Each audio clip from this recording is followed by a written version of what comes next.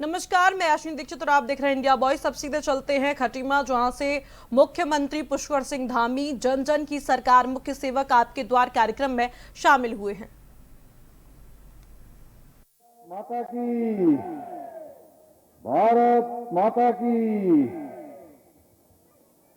जन जन की सरकार आपके द्वार आज के इस कार्यक्रम के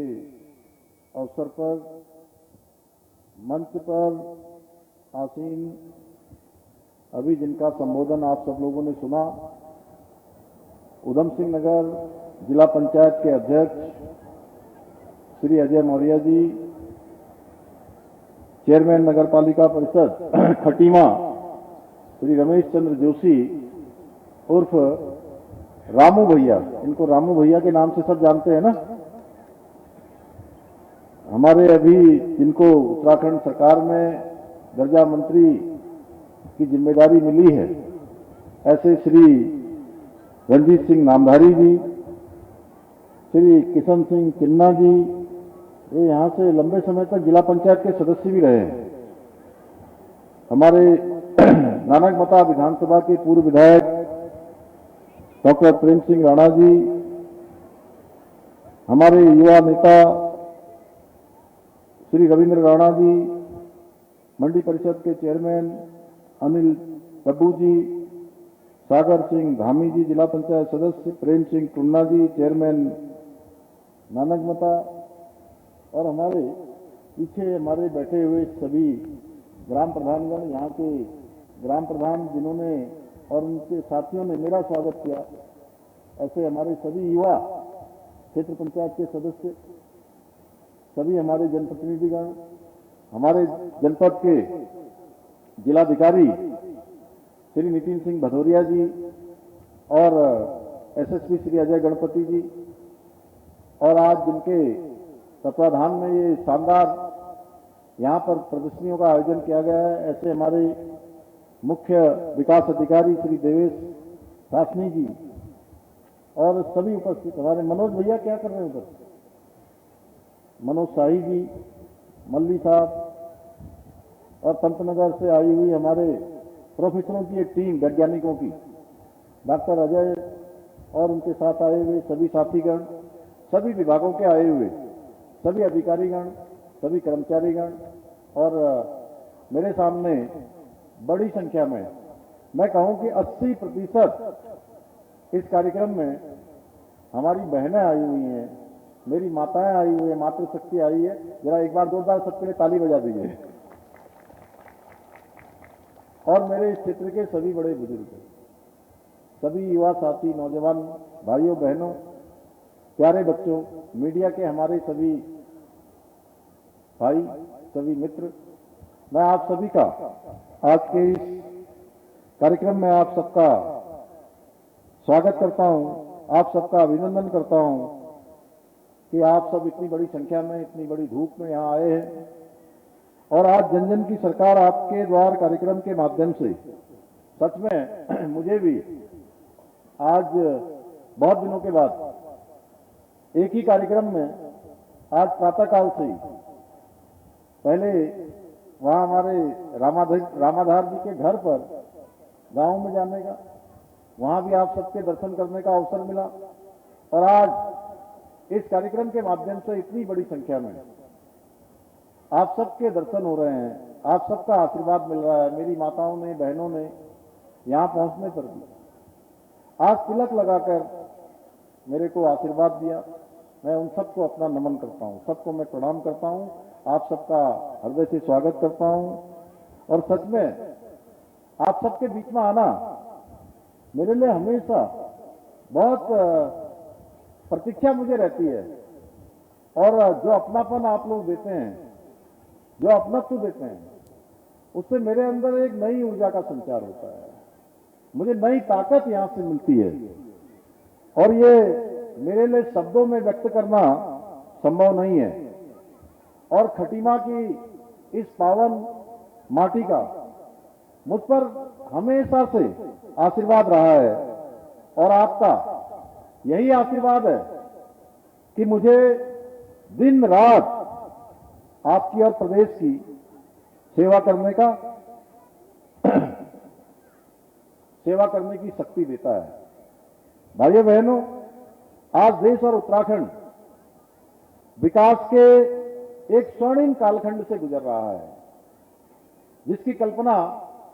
आज से 10-12 साल पहले नहीं हो सकती थी। कोई कल्पना नहीं कर सकता था कि हमारे देश के अंदर, हमारे प्रदेश के अंदर एक से एक नए इतिहास बनेंगे,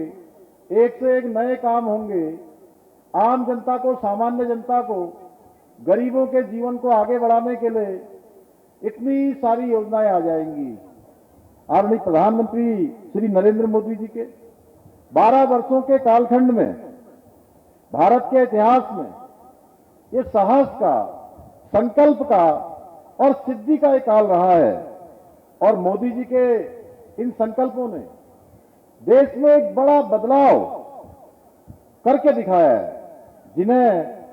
छूने का राजनीतिक साहस वो लोग कभी नहीं कर पाए जिन्होंने देश के अंदर 60 वर्षों से भी ज्यादा समय तक सरकार चलाने का काम किया। सरकार में रहे, लेकिन वो कभी इतना साहस नहीं जुटा पाए। और मैं आज देख रहा हूं, कुछ लोग वहां से, वो हमारी आंटी जी जो है क्रय विक्रय समिति की चेयरमैन, और उनके सब लोग जो है वो बना रहे, कैमरा रील बना रहे हैं, वहां से वीडियो बना रहे हैं। ये आपका उत्साह बताता है कि देवभूमि की जनता का आशीर्वाद आदरणीय प्रधानमंत्री जी को, श्री नरेंद्र मोदी जी को और डबल इंजन सरकार के साथ पहले भी था, आज भी है और हमेशा रहने वाला है।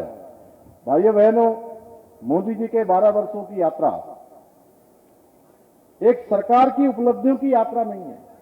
अगर मैं केवल बात करूं कि एक सरकार की उपलब्धियों की यात्रा है, तो मैं कहना चाहता हूं कि ये सरकार की उपलब्धियों की यात्रा नहीं है, बल्कि भारत के पुनरुत्थान, राष्ट्र के स्वाभिमान और गरीब कल्याण के नए युग की कहानी है। एक नया युग शुरू हुआ है जिसमें हर गरीब को आगे लाने के लिए योजना बनाई गई है, हर माता बहन को आगे लाने के लिए योजना बनाई गई है, समाज के अंतिम छोर में रहने वाले हर व्यक्ति की चिंता की गई है। हर किसान हो, मजदूर हो या गरीबी में रहने वाला व्यक्ति हो, उसके बारे में सोच समझकर हर एक योजना को सरकार ने जनता को समर्पित किया है। और 2014 से पहले अगर हम देखते हैं, मोदी जी की सरकार आने से पहले आपको पता है देश में बड़े बड़े घोटाले हो रहे थे, बड़े बड़े घपले हो रहे थे, और पूरे विश्व के मंचों पर भारत की जो वैश्विक ताकत है वो नगण्य हो गई थी। भारत की पहचान बन गई थी कि भारत दुनिया का एक दब्बू देश है, भारत एक पिछलग्गू देश है। एक ऐसा देश, एक ऐसे देश के रूप में हमारी पहचान बन गई थी कि हम विश्व के मंचों पर अपनी बात भी नहीं कह पाते थे, अपने हितों के लिए लड़ भी नहीं पाते थे, अपना पक्ष नहीं रख पाते थे। लेकिन पिछले 12 वर्षों में देश ने देखा कि मोदी जी के नेतृत्व वाली केंद्र की सरकार ने केवल योजनाएं ही नहीं बनाती है, बल्कि ये सरकार कड़े फैसले लेकर देश के सदियों पुराने घावों को भरने का काम करती है, हर जरूरतमंद को सहायता करने का काम करती है। भाइयों बहनों, एक समय था जब विपक्ष की सरकारें होती थी तो बड़े बड़े नारे दिए जाते थे। जो हमारे बड़े बुजुर्ग हैं वो भली भांति जानते हैं, गरीबी हटाने के नारे दिए जाते थे। क्यों ना साहब, गरीबी हटाने के नारे चलते थे ना, और ये खोखले वादे बेचते रहते थे। लेकिन उनके राज में गरीबी नहीं हटी, गरीबी नहीं हटी, गरीब ही हटता चला गया, गरीब ही दबते चला गया। ये वो शासनकाल था जो 60 सालों तक देश के अंदर चला है, जबकि मोदी जी ने पिछले 12 सालों में 25 करोड़ देश की आबादी को, 25 करोड़ देश की आबादी को गरीबी रेखा से बाहर निकालने का काम किया है। भाइयों बहनों, कहीं आयुष्मान योजना के तहत आज हर गरीब को 5 लाख रुपए तक का ऋण 5 लाख रुपए तक का मुफ्त इलाज देकर मोदी जी ने देश के करोड़ों करोड़ों लोगों के प्रति जो अपनी जिम्मेदारी है उस जिम्मेदारी को निभाया है। क्या ये योजना पहले नहीं आ सकती थी? 60 सालों में 70 सालों में ये योजना नहीं आई।